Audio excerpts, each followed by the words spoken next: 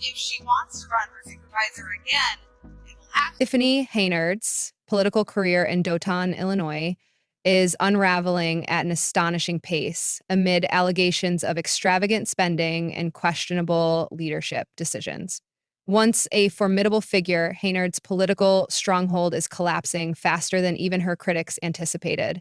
The rapid decline has stunned her most loyal supporters, who are scrambling to maintain their allegiance as her influence wanes. The crisis escalated further when the Democratic Party in Torrance Township broke from decades of tradition by opting to select its nominees through a caucus instead of a primary election. This strategic shift raised the stakes for Henyard, who also serves as the township supervisor and had been eyeing a spot on the 2024 election ballot.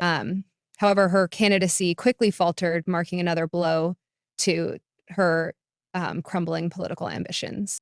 At the caucus held at the Homewood Flossmoor Park District Auditorium, a critical oversight led to Tiffany Henyard's disqualification. Her failure to include a certified assessor on her slate invalidated her candidacy, a mistake that dealt a devastating blow to her political aspirations. This blunder, widely seen as the most significant setback of her career, marked a sharp decline in her influence within the region. The event, spearheaded by Illinois State Senator Napoleon Harris, chair of the Torrance Township Democratic Committee, attracted a large crowd. Hundreds of residents braved the cold to witness the high-stakes political drama. The atmosphere in the auditorium was electric, as both Henyard's supporters and detractors eagerly anticipated the results, aware that this pivotal moment could reshape the local political landscape. The atmosphere was charged with emotion as Napoleon Harris emerged victorious, securing the Democratic nomination for township supervisor and effectively ousting Tiffany Henyard from the race. The announcement was met with thunderous applause and jubilant cheers, resembling the dramatic conclusion of a prize fight. Harris, composed and confident, delivered his remarks with an air of finality that underscored the significance of the moment, leaving Henyard visibly stunned and disheartened.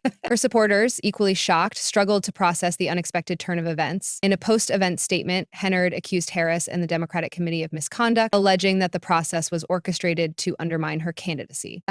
Tiffany Henyard accused Napoleon Harris and the Democratic Committee of deliberately orchestrating a strategy to block her candidacy, labeling the caucus an unfair process designed to suppress voter choice. While her allegations stirred defense, many saw them as the desperate defense of a politician whose tenure had been riddled with controversy. Critics countered that although the caucus was an unconventional approach, it adhered to legal procedures and aligned with practices used in other Illinois townships. The caucus outcome underscored the high stakes of local politics, marking a seismic shift in the region's political landscape, with Henyard's defeat and Harris's triumph. As the dust settles, observers are left speculating about the future trajectories of both political figures. Right here in North Township. You could also say that she fucked out because her name is not. In a dramatic turn of events that underscored both defiance and division, Tiffany Henyard stormed out of the Homewood Flossmoor Park District Auditorium, flanked by her most loyal supporters. Her voice echoed with accusations of corruption and illegality as she directed her fury squarely at State Senator Napoleon Harris, chair of the Torrance Township Democratic Committee. "You didn't run any of this the right way." Legally, she shouted, her words charged with indignation. Heron's outburst was more than a display of frustration. It was a bold declaration of defiance, signaling her refusal to concede without a fight. The fiery scene marked a pivotal moment in her political career, as her dramatic exit reflected her determination to challenge what she deemed an unjust process. Her pointed accusations were not only aimed at Harris, but also at the broader political establishment she believed had conspired against her. Tiffany Henyard's accusations were not only directed at her adversaries, but also at the very system she believed was stacked against her. The caucus that night, described by many as chaotic yet decisive, effectively ended her bid as the Democratic nominee for Thornton Township Supervisor. Henyard's name was formally removed from the Democratic ballot, a public and symbolic blow that underscored her weakening grip on power. For Henyard, the loss was more than a procedural setback. It was a deeply humiliating moment, played out before a packed room of constituents and political opponents. Her candidacy was struck down in dramatic fashion, cementing her reputation as one of the most polarizing figures in Illinois politics. The caucus meant to select the Democratic nominee for township supervisor, not only removed Henyard from the race, but also exposed the deep divisions within the local political landscape. Fractures in Tiffany Henyard's political foundation were laid bare, yet her resolve to fight back remained unshaken. As she left the auditorium, her supporters rallied around her, echoing her claims of voter suppression and alleging that abrupt rule changes were deliberately crafted to disqualify her ticket. They argued that the venue's capacity limitations and last-minute procedural shifts had disenfranchised many of Henyard's backers, preventing them from participating in the caucus on such short notice. Henyard's camp portrayed the caucus as a process tainted by underhanded tactics, insisting that the outcome was the result of an orchestrated effort to remove her from power. However, Harris and the caucus organizers, supported by their legal team, firmly dismissed these allegations. They maintained that the caucus was conducted in accordance with legal standards and established procedures, emphasizing its legitimacy despite, the heated accusations. The caucus, according to Harris's camp, adhered to Illinois' law and was conducted fairly and transparently. They argued that while the decision to hold a caucus was unprecedented in Torrance Township for decades, it was a lawful and strategic approach commonly used by other townships across the state. And Harris's defeat, with her name formally removed from the Democratic ballot, forced her to reconsider her political future.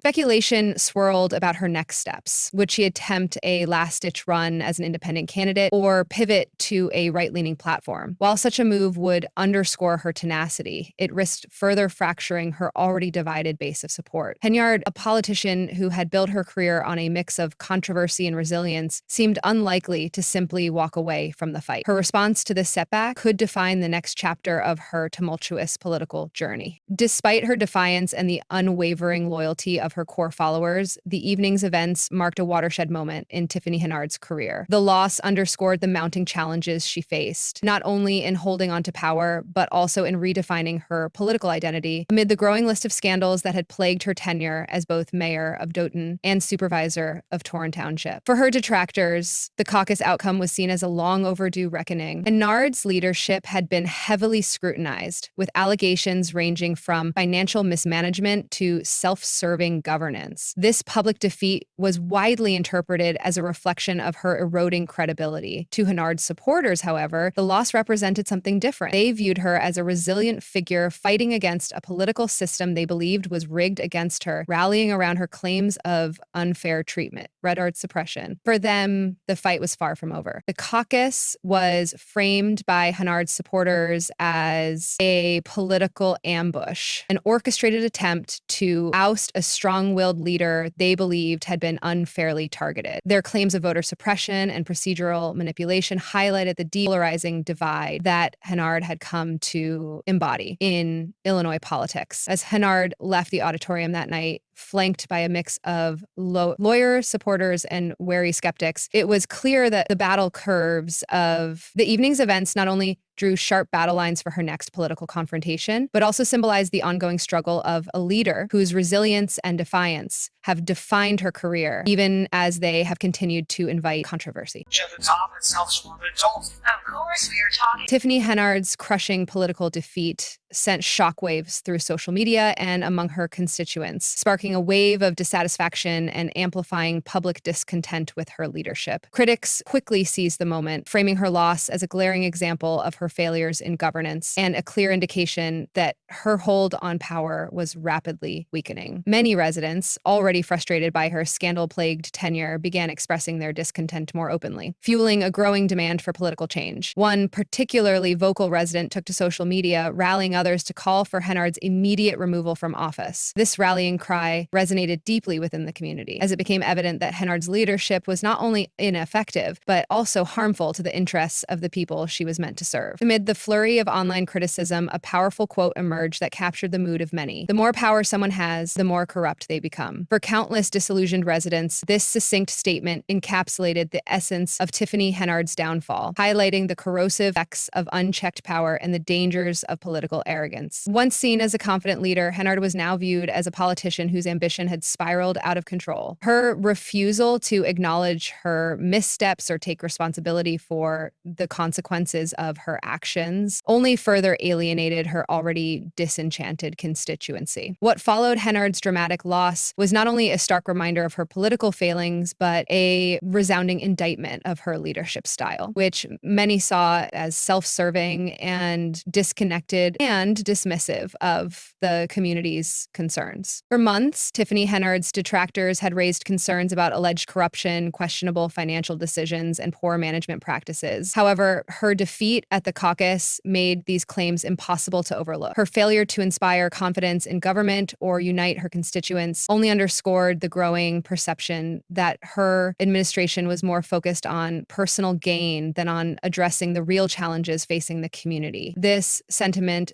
spread widely online and in local conversations, deepening public mistrust and reinforcing the view that Henyard had become a symbol of the very problems she had once vowed to fix. Rather than rallying her community, Henyard's actions and rhetoric seemed to deepen the divide between herself and the people she governed. Residents increasingly felt alienated, not only by her policies, but also by her combative attitude toward criticism and her refusal to engage with those who voiced dissent. Henyard's refusal to engage in meaningful dialogue about the issues affecting her constituents only fueled the growing frustration of those demanding accountability. Complaints about deteriorating infrastructure, inadequate public services, and financial mismanagement compounded the dissatisfaction. Her ongoing defiance in the face of escalating scandals seemed to confirm the worst fears of her critics, casting doubt on her priorities. For many, Henyard's leadership represented a dangerous disconnect. She appeared entrenched in her own image of authority, blind to the mounting grievances surrounding her. As public outcry intensified, her political future seemed increasingly precarious, with each passing day undermining her once stronghold on power. Whereas the Pope finalized the citadel for a time,